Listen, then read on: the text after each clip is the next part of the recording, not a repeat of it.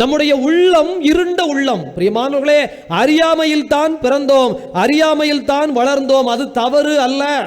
Father, இத்தனை வருஷம் இது தெரியாமலாம் தான் இருந்தேன் ஃபாதர். எனக்கு மட்டும் ஒரு 10 வருஷத்துக்கு முன்னாடியே கொஞ்சம் விவரம் இருந்திருந்தா நான் என்ன பண்ணியிருப்பேன் தெரியுமா ஃபாதர். ஒரு 15 வருஷத்துக்கு முன்னாடி எங்கள் அப்பா அம்மா மட்டும் கொஞ்சம் விழிச்சிருந்தா என்னெல்லாம் பண்ணியிருப்பாங்க தெரியுமா ஃபாதர்.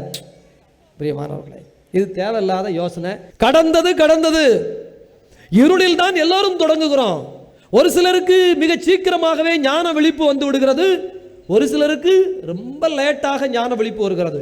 ஆனால் எல்லோருடைய உள்ளத்திலும் இந்த ஞான ஒளி, அறிவின் ஒளி, ஆசீர்வாதத்தின் ஒளி இல்லாமல் இல்லை. அந்த ஒளி அங்கே ஒளிர்ந்து கொண்டிருக்கிறது.